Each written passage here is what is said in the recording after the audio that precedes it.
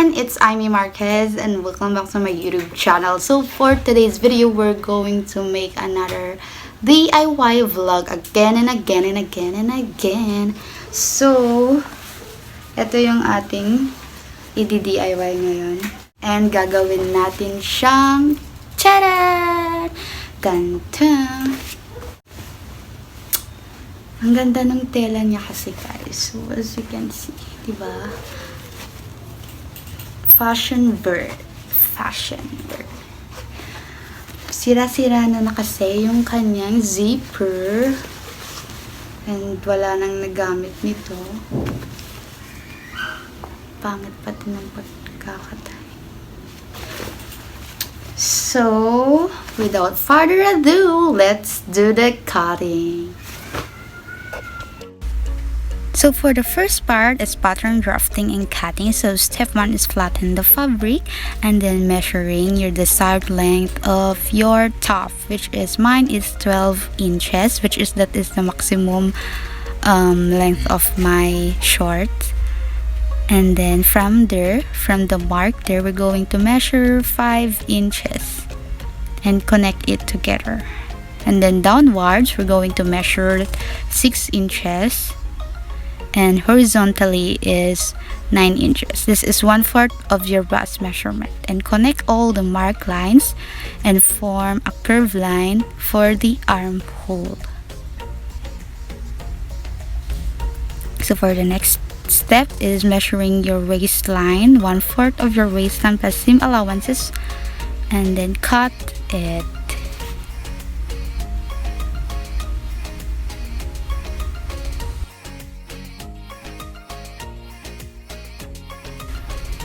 So we're finished with the front, so let's proceed to the back of the top.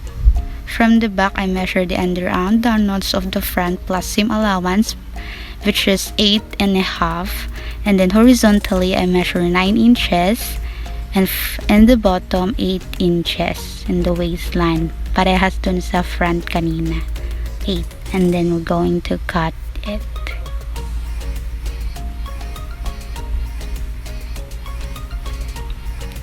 And we're finished and we're done with the main piece of the top. So let's proceed in making the straps of the top. So I measured 3 centimeter width and any length naman kung anong excess fabric na nasa inyo, yun na yung gamitin nyo.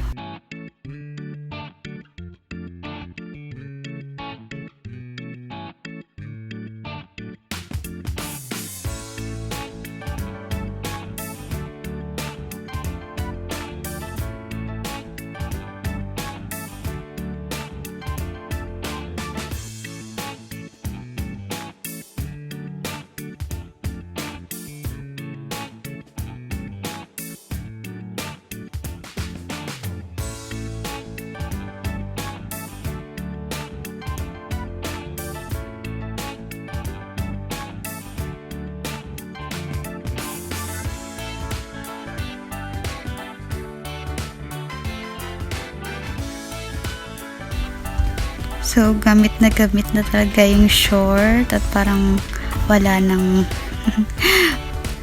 maiiwan. Tanggalin na natin yung mga nasa gabal para sa pagkakat natin.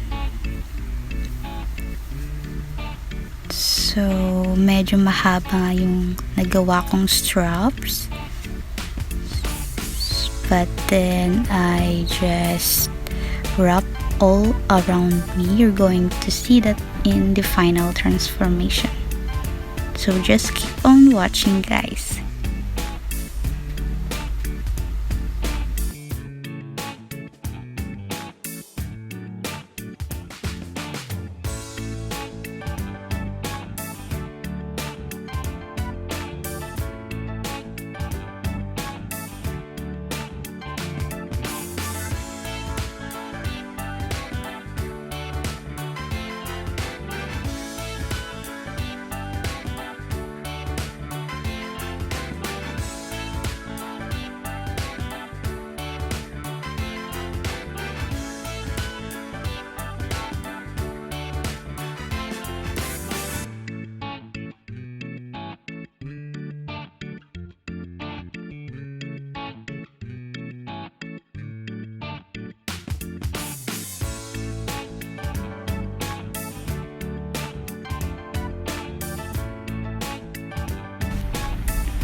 Bale, lahat-lahat na nagawa kong 3 centimeter pieces of fabrics are 13 pieces. So, sobrang dami nanto, guys. So, 67 siya kasi dalawang straps ang gagawin natin. So, let's do the sewing steps.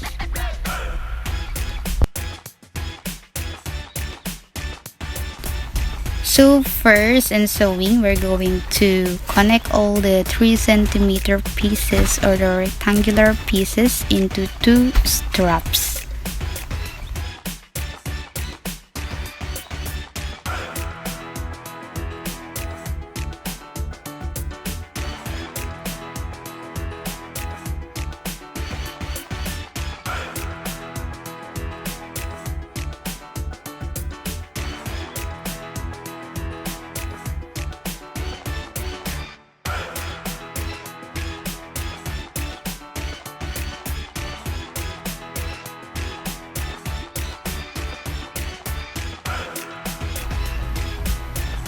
So here's now the 2 straps that we already sewed. Sobrang haba, no, guys? And next step is hemming the sides. Double hem. Di-double hem natin dun sa my sides. Both sides, guys. Okay? And then, dun din sa my neckline.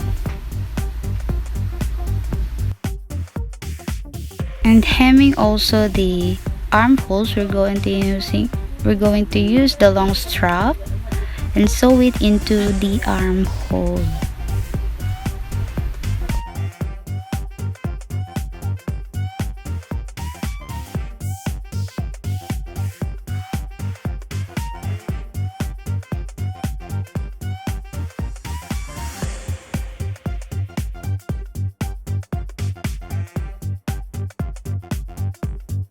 Then after that, i-flip natin dun tayo sa may right side, mag-hem.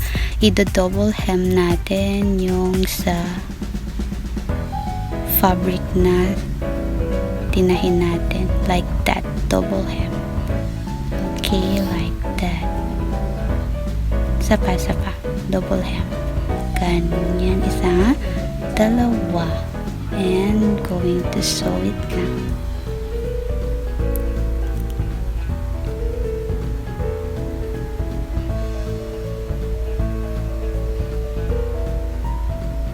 Tagilid na tahi, yung kaya nyo mas gilid, yung tahi. You know what I mean, guys? Yung ang tawag din, yung mas dun sa may gilid-gilid. Ang tawag dun. Basta ganun, mas okay yun pag ganun yung tahi niya. And then, i-fold lang natin siya throughout the straps, the long straps, guys. Okay?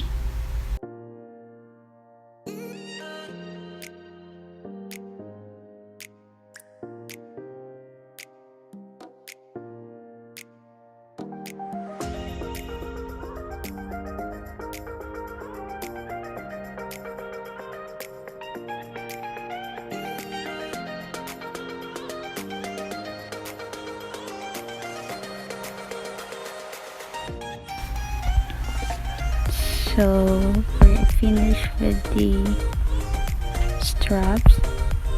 Parehas yung procedure dun sa my other side, guys. Okay? And then, we're going to proceed to the back side of the front. So, we're going to cut the middle first. And we're going to hem all the sides. Dun sa my side na may cut it. Huwag na yung sa may na-hem na, guys. Okay?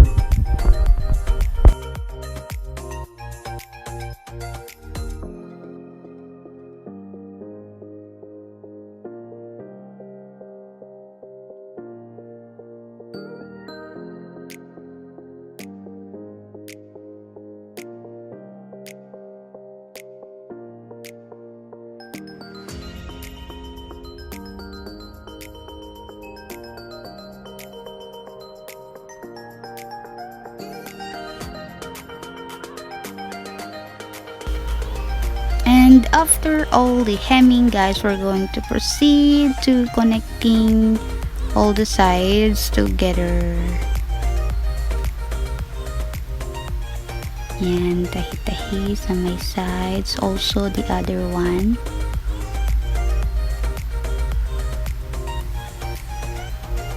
Ayan, and then after that we're going to make the loops na, pero nakagawa na ako dyan, so imamark ko na lang yung paglalagyanan ng loops. Yung loops kinuha ko lang din doon sa may excess, doon sa may shorts, since madami pa namang excess, and then tatahi lang natin doon sa may top. Anyways guys, 5 yung ginamit kong loops dito. So, wag na kayong magtaka mamaya. So, final transformation kung madaming loops. Depends on you guys. So, for the last step is putting some garter into the neckline. Because medyo maluwang siya sa may neckline ko. Kaya, I've decided to put some garter into it. It's just optional guys, okay? That's all for the sewing steps. So let's now see the final transformation.